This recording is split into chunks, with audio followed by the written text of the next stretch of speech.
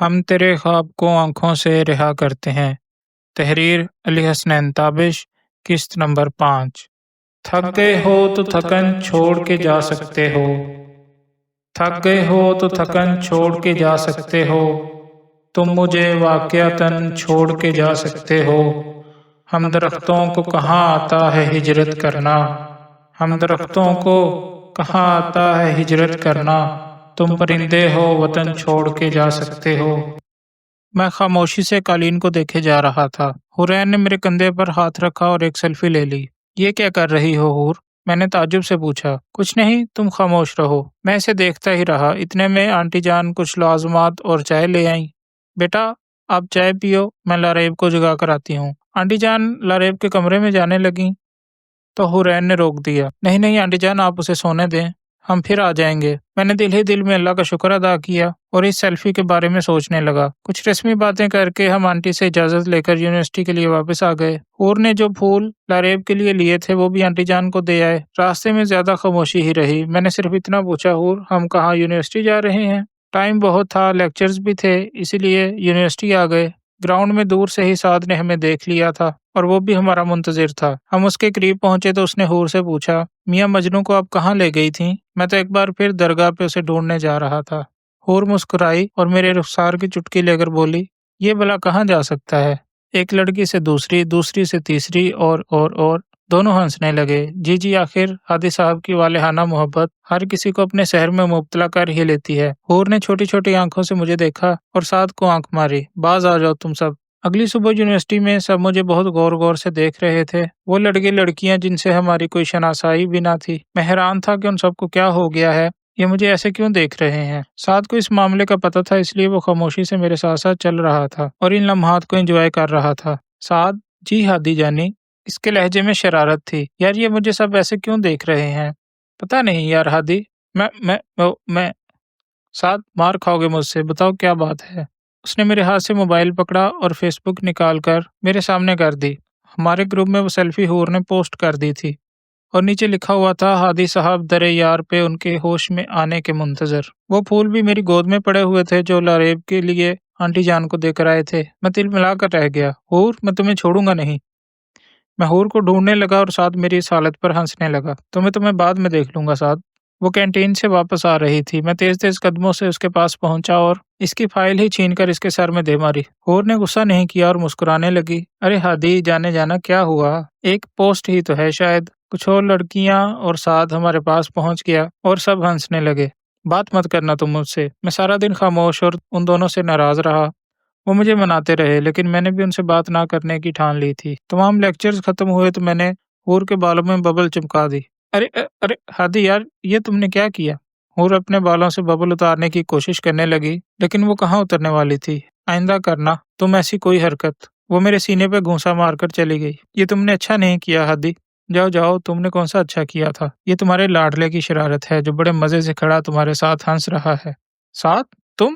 اب تمہاری خیر نہیں۔ ساتھ جلدی سے اپنی گاڑی کی طرف بھاگا اور میں اس کے پیچھے بھاگنے لگا۔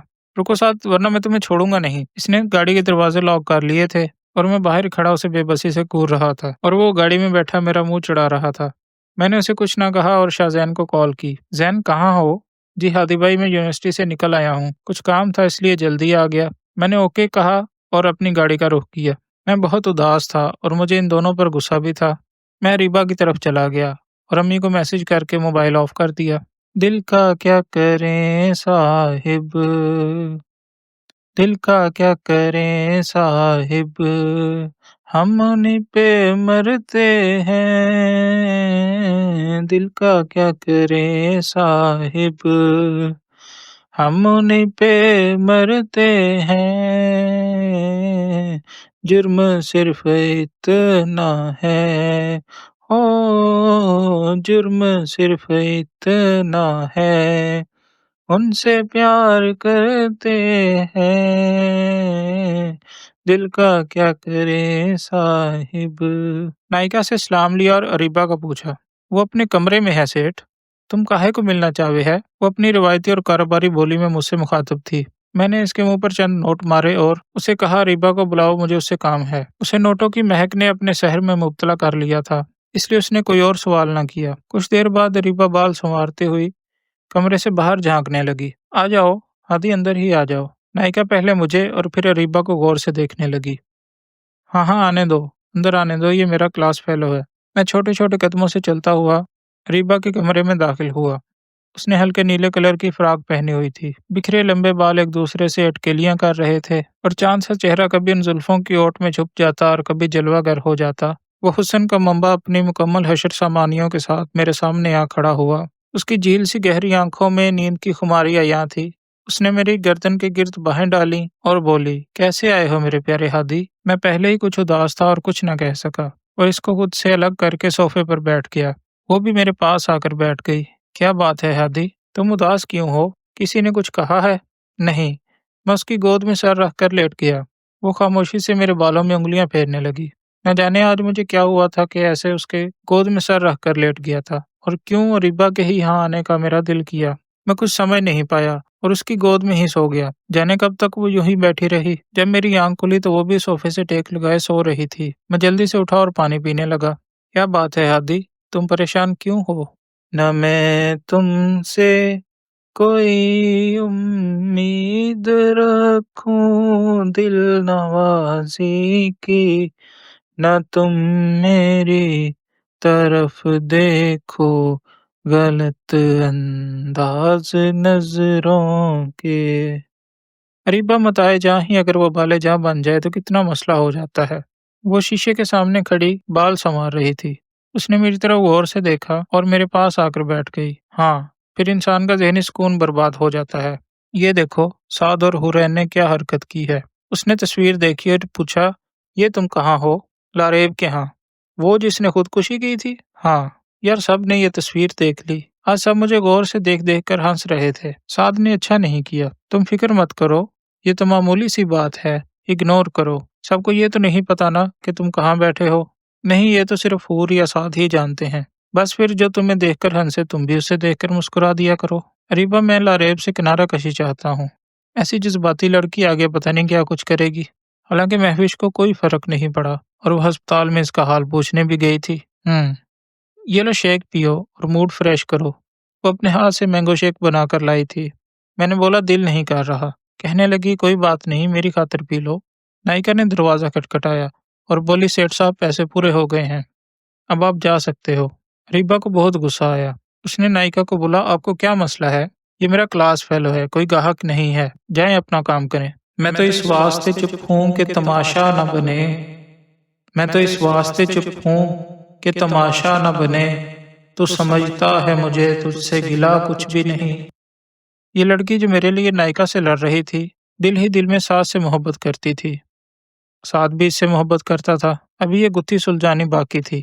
میں نے اریبہ سے رخصت چاہی اور گاڑی کسی انجان راستے پر دوڑا دی۔ یار تم بتا کر ہی نہیں گے۔ سعد کی کال آئی۔ میں اسلام آباد کسی کام سے گیا، صرف امی کو ہی بتایا کہ میں کسی کام سے اسلام آباد جا رہا ہوں۔ سعد کو اس لیے نہیں بتایا کیونکہ مجھے اس پر تصویر کا غصہ تھا، اس لیے اسے میسج بھی نہیں کیا۔ 2 دن انتظار کے بعد بالآخر اس نے کال کر ہی لی۔ نہیں کرنی تم سے بات، جاؤ اب اس پوسٹ کو دیکھ دیکھ کر ہی مجھے یاد کرو۔ بس اچھا نا یار، کان پکڑ کر سوری کرتا ہوں، اگر بولو تو اسلام آباد آ جاؤں۔ نہیں نہیں، بیٹھو تم اپنی اریبہ کے پاس۔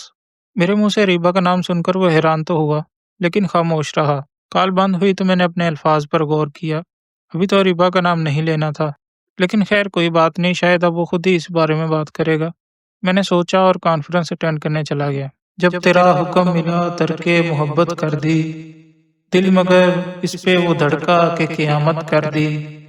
میں تو سمجھا تھا لوٹ آتے ہیں جانے والے، تو نے تو جا کے جدائی میری قسمت کر دی۔ یار حورین، ہم نے اچھا نہیں کیا۔ ہادی تو ناراض ہو کر اسلام آباد ہی چلا گیا ہے۔ سعد کی آنکھوں میں آنسو تھے۔ اب کال بھی اٹینڈ نہیں کرتا۔ مجھے جانا ہوگا۔ سعد رو رہا تھا اور حورین کو بھی اپنی غلطی کا احساس ہو رہا تھا، لیکن ہم نے تو صرف مذاق کیا تھا۔ کسی کے جذبات کا مذاق نہیں اڑانا چاہیے۔ سعد اپنے مزاج سے ہٹ کر آج کچھ زیادہ ہی سنجیدہ ہو گیا تھا۔ حورین نے سعد کو پہلی بار روتے ہوئے دیکھا تھا۔ وہ زندہ دل ہنسنے والا چلبلا سا شہزادہ تھا، لیکن آج اس کو اس طرح افسردہ دیکھ کر حورین بھی پریشان تھی۔ چلو آنسو صاف کرو سعد، ہم دونوں ہادی کے پاس چلتے ہیں۔ نہیں نہیں وہ لوکیشن ہی نہیں بتائے گا۔ سعد نے آنسو صاف کرتے ہوئے بھیگے لہجے میں کہا، قدرت کہاں اپنا انصاف نہیں کرتی۔ یک طرفہ محبت کا فلسفہ آج غلط ثابت ہو رہا تھا۔ یہ بات درست تھی کہ سعد کے بے شمار دوست تھے، اس کی مستیاں ہنسی مذاق سب سے تھا، لیکن ہم کبھی یوں ایک دوسرے سے ناراض ہی نہیں ہوئے تھے کہ میں کہیں چلا جاؤں۔ محبت اس کو بھی بے انتہا تھی، مگر اس کے اور میرے اظہار میں بہت فرق تھا۔ خیر میں نے بہت دن اس سے ٹھیک سے بات نہ کی۔ ہر وقت کی دستیابی بھی کبھی کبھی انسان کو یہ احساس نہیں ہونے دیتی کہ محبتوں کے گلابوں کے ساتھ ہجر کے کانٹے بھی ہوتے ہیں۔ اس کا یوں تڑپنا اس بات کا ثبوت تھا کہ ہزاروں محبتوں کے ہونے کے باوجود کوئی کسی ایک کی کمی پوری نہیں کر سکتا۔ اس کو میری کمی شدت سے محسوس ہو رہی تھی۔ کانفرنس سے فارغ ہو کر میں وہیں میریٹ میں ہی ٹھہر گیا۔ کچھ من چلے دامنے کو جانے کی پلاننگ کر رہے تھے، لیکن میں اپنے کمرے میں آ گیا اور یوں ہی بیڈ پر لیٹ گیا، موبائل پر ریلز کی سکرولنگ کرنے لگا۔ رات کافی ہو چکی تھی اور امی جان سے بات کر کے میں سونے کی تیاری کر رہا تھا۔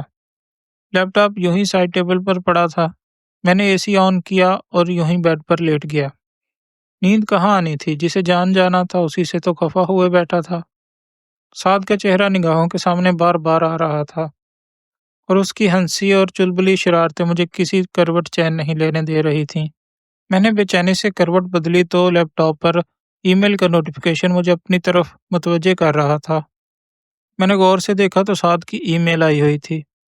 دل زور سے دھڑکا، پھر پرنم نگاہوں سے ای میل اوپن کی۔ ایک پی ڈی ایف فائل پاس ورڈ کے ساتھ ای میل میں اٹیچ کی گئی تھی۔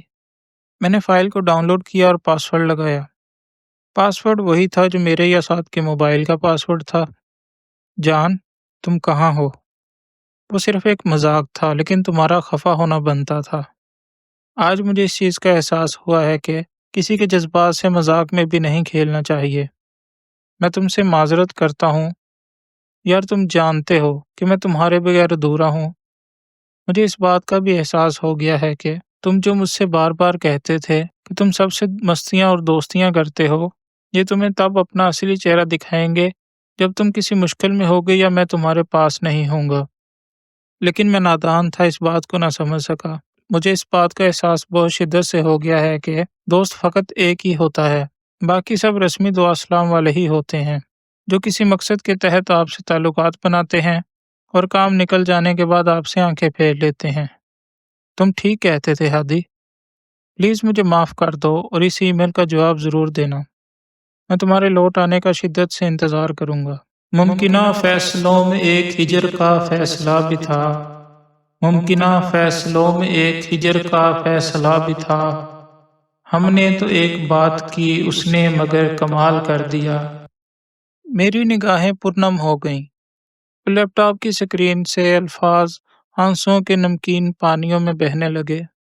مجھے پروین شاکر کا شعر یاد آ گیا، مدتوں بعد اس نے آج مجھ سے کوئی گلہ کیا، مدتوں بعد اس نے آج مجھ سے کوئی گلہ کیا، منصب دل بری پہ کیا مجھ کو بحال کر دیا۔ خوشی اور ناراضی کے ملے جلے جذبات لیے میں کمرے سے باہر آ گیا۔ پاولو نے دی الکیمسٹ میں کہا تھا، جب انسان کسی سے محبت کرتا ہے تو یونیورس ان کے ملاپ کے لیے اسباب پیدا کرنے میں لگ جاتی ہے، لیکن وہ شاید یہ نہیں جانتا تھا کہ قسمت کے کھیل نرالے ہوتے ہیں۔ میں یہ تو جانتا تھا کہ اسے مجھ سے بہت لگاؤ ہے، لیکن اس کی یہ عادت کبھی نہیں بدلے گی۔ وہ روز کسی نہ کسی کے فریب میں آئے گا۔ شاید یہ عمر ہی ایسی تھی، لیکن میں بھی تو اس عمر سے گزرا تھا۔ میں نے تو کبھی ایسا نہیں کیا تھا، میں نے تو کبھی محبت میں شرک نہیں کیا تھا، لیکن سعد کی یہ عادت مجھے اور زندگی کو بے سکون کر گئی تھی۔ خیر میں سوچوں کے بھنور سے آزاد ہوا اور واپسی کی طرف رکھتے سفر باندھ لیا۔ رات بھر کے سفر سے تھکا، فقط میں امی جان کو سلام بول سکا اور اپنے کمرے میں چلا گیا۔ کب نیند نے آغوش میں لیا کچھ خبر نہ ہوئی۔ سعد کو میں نے کوئی جواب نہیں دیا تھا اور نہ ہی بتایا تھا کہ میں واپس آ گیا ہوں۔ صبح جب آنکھ کھلی تو میں یونیورسٹی سے لیٹ ہو چکا تھا۔ یہ بھی اچھا تھا کہ سعد کو میرے آنے کی خبر نہ تھی، ورنہ گھر ہی لینے آ جاتا۔ اب اس کے لیے سرپرائز ہی تھا کہ میں آ گیا ہوں۔ میں یونیورسٹی پہنچا اور دھیرے دھیرے قدموں سے کینٹین جا کر بیٹھ گیا۔ کچھ ہی دیر بعد سعد اور حورین कैंटीन की तरफ आते हुए दिखाई दिए।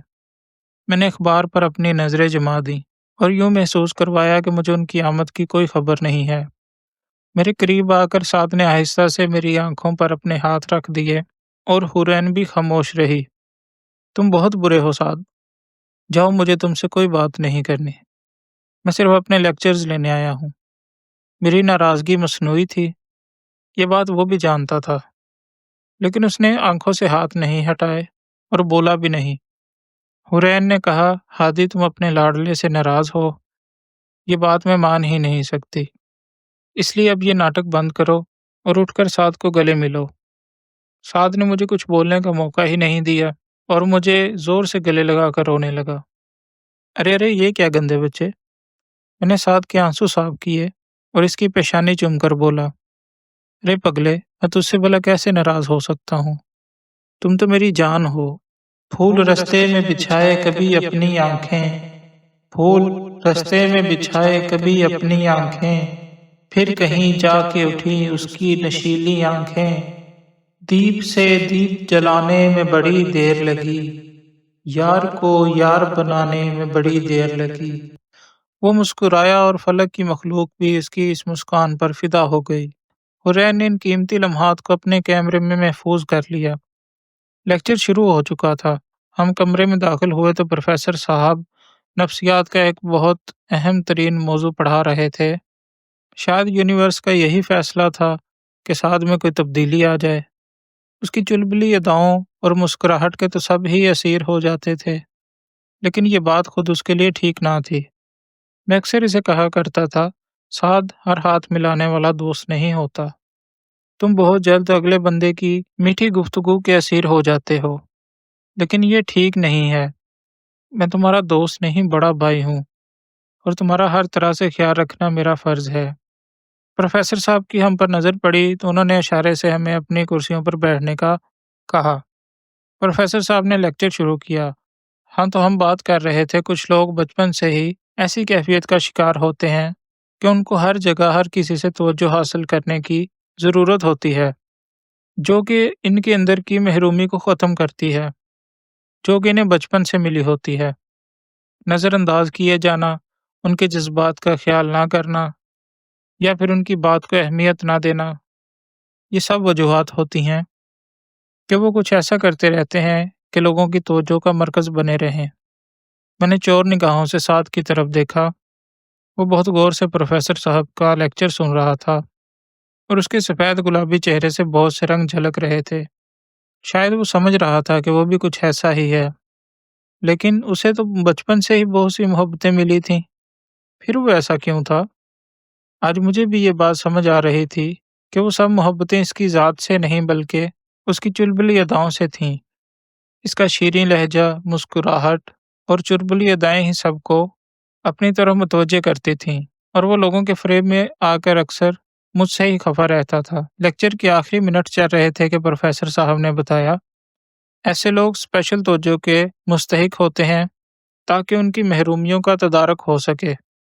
इनको इल्म नफ्सियात के मुताबिक स्पेशल चाइल्ड्स कहा जाता है। उनके करीबी लोगों का फ़र्ज है कि उनकी किसी बात का गुस्सा ना करें, क्योंकि ये लोग दिल के बहुत साफ और मुखलिस होते हैं।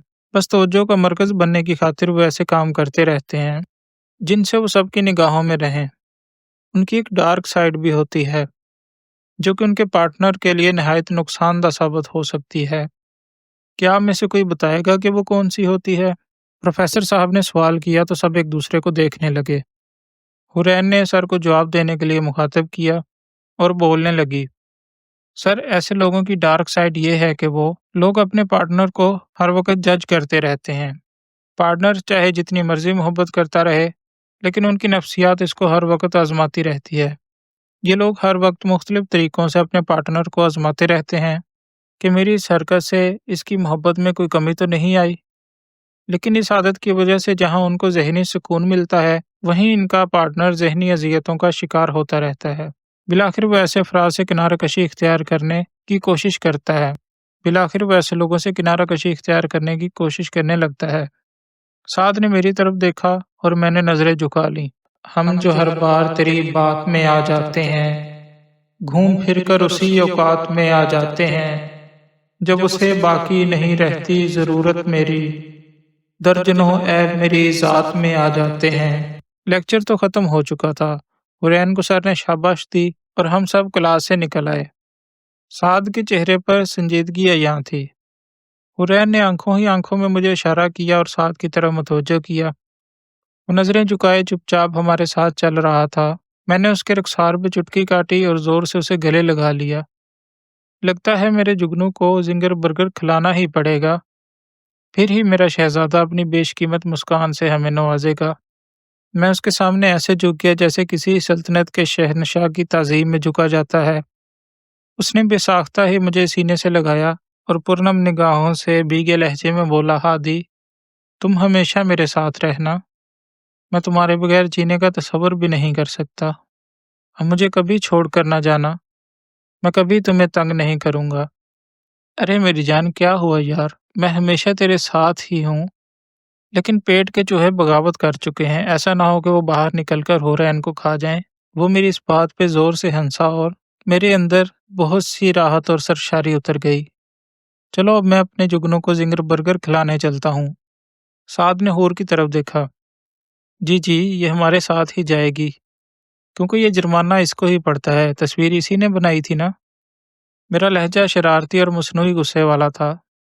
وہ مسکرائی اور کہنے لگی، نہیں یہ قیمتی لمحات تم دونوں کے ہی ہیں، اس لیے میں تم دونوں کے درمیان حائل نہیں ہونا چاہتی۔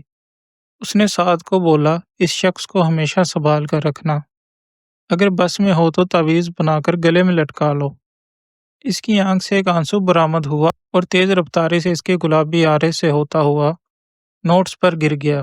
کاغذ یوں تو بے جان چیز ہے، لیکن ہمارے آنسو بھی اس کو بھگو کر اس کی ماہیت کو بگاڑ دیتے ہیں۔ یہ کاغذ ہی تو ہے جس نے بہت سے اہلیان عشق کے جذبات و احساسات کو الفاظ کا پیرہن اڑا کر قاصد کا فریضہ سر انجام دیا ہے۔ حرین وہاں سے چلی گئی اور سعد میرے ساتھ خاموشی سے چلنے لگا۔ یوں محسوس ہو رہا تھا کہ وہ اپنی محبت کا اظہار کرنا چاہتا ہے، لیکن اس ٹائپ کے لوگ اظہار الفاظ کے روپ میں نہیں کر سکتے۔ یہ ان کی کوئی کمی نہیں، لیکن وہ قدرت کے کارخانے سے ہی ایسے بن کر آتے ہیں۔ گاڑی شاہراہ سے گزرتی ہوئی ریسٹوران کی طرف رواں دواں تھی۔ سعد کی فرمائش پر، ساتھ تیرا ہمیں عمر بھر چاہیے، ساتھ تیرا ہمیں عمر بھر چاہیے، اس سے زیادہ ہمیں اور کیا چاہیے۔ گانا گاڑی کو اور پرسکون بنا رہا تھا۔ رکو سعد، رکو سعد، اور اچانک آگے کیا ہوتا ہے جانیے۔ ہم تیرے خواب کو آنکھوں سے رہا کرتے ہیں کہ قسط نمبر 6 میں۔ چینل کو سبسکرائب کریں اور بیل نوٹیفیکیشن کو آن کریں تاکہ یہ خوبصورت ناول آپ تک سب سے پہلے پہنچ سکے۔ شکریہ۔